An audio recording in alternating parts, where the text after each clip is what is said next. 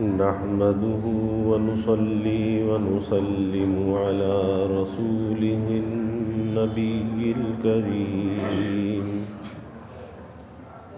وعلى آله وأصحابه أجمعين.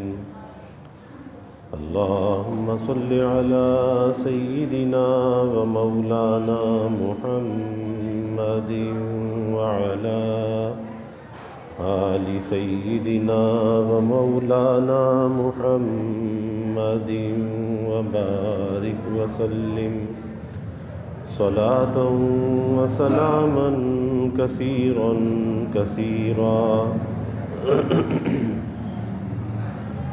توفیق الہی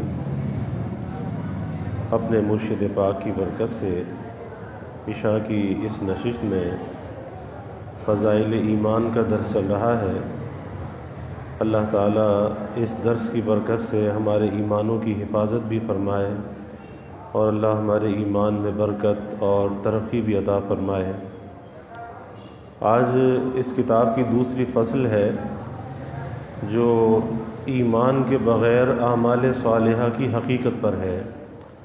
پہلی فصل تھی ایمان کی تجدید کے بارے میں کہ اپنے ایمان کی تجدید کرتے رہا کرو، یعنی لا الہ الا اللہ کا ورد کثرت سے کیا کرو تاکہ ایمان تازہ ہوتا رہے، نیا ہوتا رہے.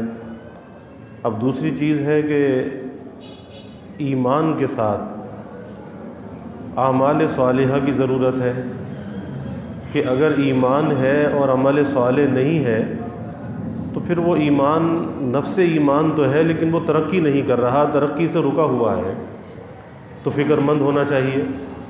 جیسے ایک بچہ پیدا ہوتا ہے، اگر پیدا ہونے کے بعد اس بچے کی نشو و نما ہو رہی ہے، وہ بچہ گروتھ کر رہا ہے، تو سب مطمئن ہوتے ہیں کہ ہاں بچے کی صحت اچھی ہے، بچہ گروتھ کر رہا ہے. اور اگر پیدا ہونے کے بعد اس بچے کی گروتھ نہ ہو، نشو و نما نہ ہو، تو فکر ہوتی ہے کہ کوئی بیماری ہے، کیا مسئلہ ہے کہ بچے کی گروتھ نہیں ہو رہی، تو یہ کیسے بڑا ہوگا، کیسے اس کی صحت بحال ہوگی. تو اسی طرح سے ایمان تو اللہ تعالیٰ نے دے دیا، اب اس ایمان کو ترقی دینے کے لیے اعمال صالحہ کی ضرورت ہے. اور وہ اعمال صالحہ کب تک کرنے ہیں؟ وہ زندگی کے آخری سانس تک کرنے ہیں. لیکن اس کے ساتھ ساتھ ایک بات اور بھی ہے کہ اگر کسی شخص کے پاس ایمان نہیں ہے اور وہ بغیر ایمان کے اچھے اچھے کام کر رہا ہے، دنیا کے اندر نظر آتا ہے کہ کافر چیریٹی کے جو معاملات ہیں، جس کو وہ چیریٹی کہتے ہیں، یعنی غریبوں کی مدد کرنا، مختلف کاموں میں خرچ کرنا، تو وہ اس میں کروڑوں اور اربوں ڈالر کے حساب سے خرچ کرتے ہیں.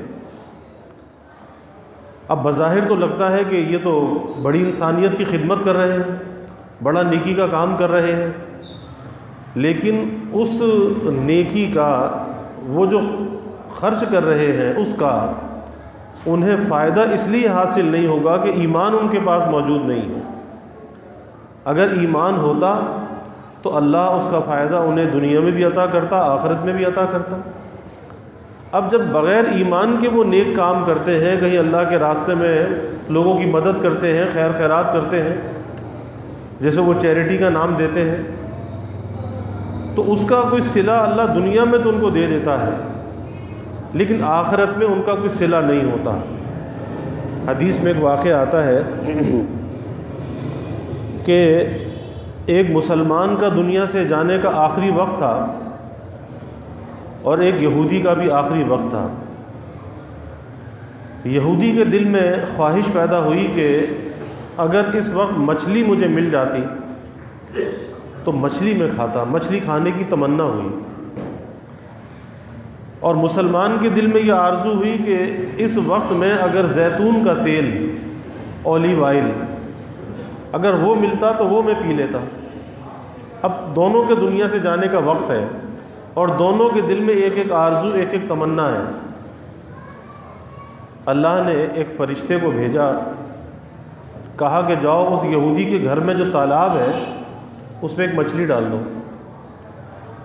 اور وہ جو ایمان والا بندہ ہے اس کے گھر کی الماری میں جو زیتون کا تیل رکھا ہے اسے جا کے گرا دو۔ اب فرشتہ تو حکم کا تابع ہے، اس نے حکم کی تکمیل کی، اور پھر آگے اللہ سے عرض کیا کہ یا اللہ یہ ماجرا سمجھ میں نہیں آیا کہ ایک کافر ہے، باغی ہے، سرکش ہے، تو اس کی تمنا کو پورا کیا گیا، اور ایک ایمان والا بندہ ہے اس کی تمنا کو توڑ دیا گیا۔ اب اللہ کے بھید اللہ ہی جانتا ہے کہ اس کی کس کام کے اندر بھید ہوتے ہیں، وہ اسرار اور رموز اللہ ہی جانتا ہے۔ تو اللہ رب العزت نے فرمایا کہ وہ جو یہودی تھا، اس یہودی کی ایک نیکی ہمارے پاس تھی، ہم نے اس کی نیکی کا صلہ دنیا میں اس کو دے دیا، اس کی تمنا کو پورا کر دیا تاکہ آخرت میں اس کا کوئی حصہ نہ ہو، اس کی خواہش کو پورا کر دیا۔ اور یہ جو مسلمان تھا، اس مسلمان پر ایک گناہ باقی تھا، اس کی آرزو کو توڑ دیا گیا جب اس نے اس پہ صبر کیا، صبر کی وجہ سے اس کے گناہ کو معاف کر دیا گیا تاکہ جب یہ ہمارے پاس آئے تو گناہوں سے پاک صاف آئے۔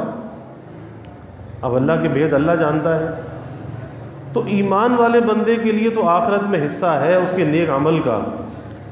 کافر اگر دنیا میں کوئی اچھا کام کرتا ہے اس کے لیے آخرت میں کوئی حصہ نہیں ہے۔ پہلی جو حدیث ہے اس کی راویہ حضرت عائشہ صدیقہ رضی اللہ عنہا فرماتی ہے کہ میں نے عرض کیا کہ اے اللہ کے رسول صلی اللہ علیہ وسلم، ابن جدعان تو زمانہ جاہلیت میں صلہ رحمی بھی کرتا تھا اور مسکینوں کو کھانا وغیرہ بھی کھلاتا تھا، تو کیا یہ نیک اعمال اس کے لیے نفع بخش ثابت ہوں گے؟ اب ام المومنین سیدہ عائشہ صدیقہ رضی اللہ عنہ سوال کر رہی ہیں رحمت کائنات صلی اللہ علیہ وسلم سے، اور ایک کافر کا، ایک مشرک کا حوالہ دے کر کہ وہ تو بڑی صلہ رحمی کرنے والا، یعنی لوگوں کی مدد کرنے والا، لوگوں کا خیال رکھنے والا اور مسکینوں کو کھانا کھلانے والا تھا، تو کیا یہ نیک عمل اس کے لیے نفع بخش ثابت نہیں ہوگا؟ حضور نبی کریم صلی اللہ علیہ وسلم نے فرمایا کہ یہ اعمال، وہ یہ جو اچھے کام کر رہا تھا، یہ اعمال اس کو کچھ نفع نہیں دیں گے، کیونکہ ایک دن بھی اس نے یہ نہیں کہا رب اغفر لی خطیئتی یوم الدین، ایک دن بھی اس نے یہ نہیں کہا رب اغفر لی خطیئتی یوم الدین کہ اے میرے پروردگار قیامت کے دن میری خطاؤں کو معاف فرما دینا، ایک دن بھی اس نے معافی نہیں مانگی۔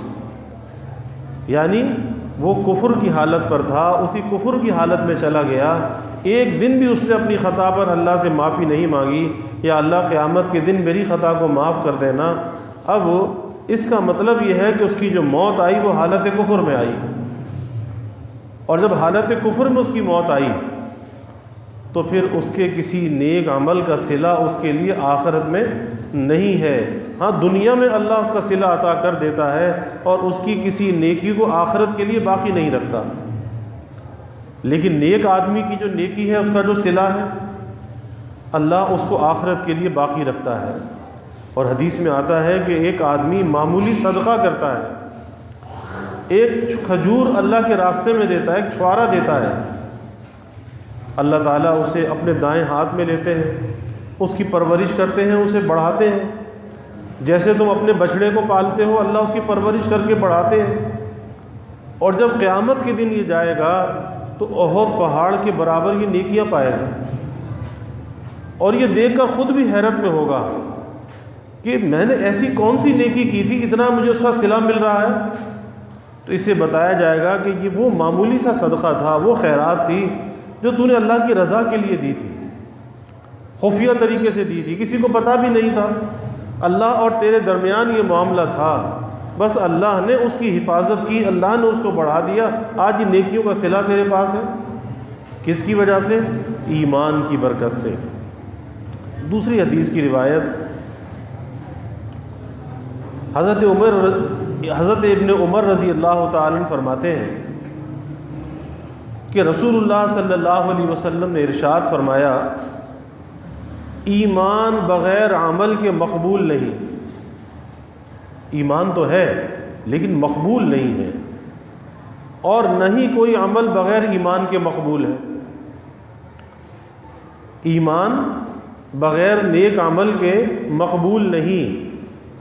یعنی اس ایمان کو ترقی دینے کے لیے، بڑھانے کے لیے جس چیز کی ضرورت ہے وہ عمل صالح ہے. اور اگر کوئی عمل صالح تو کر رہا ہے لیکن ایمان نہیں، تو پھر اس عمل صالح کا اسے کوئی فائدہ نہیں، کیونکہ وہ عمل تو اچھا ہے لیکن ایمان نہ ہونے کی وجہ سے اس نیک عمل کا اسے کوئی فائدہ نہیں ہے. تو اللہ تعالیٰ سے دعا کرنی چاہیے کہ اللہ ہمارے ایمان کی حفاظت بھی فرمائے، اور اللہ ایمان کے ساتھ اعمال صالحہ کا ہمیں اہتمام کرنے والا بنائے. وآخر دعوانا الحمد للہ رب العالمین والعاقبۃ للمتقین والصلاة والسلام علی اشرف الانبیاء والمرسلین. اللہم صل علی سیدنا و مولانا محمد وعلی آل سیدنا و مولانا محمد وبارک وسلم. ربنا آتنا فی الدنیا حسنہ وفی الآخرۃ حسنہ وقنا عذاب النار.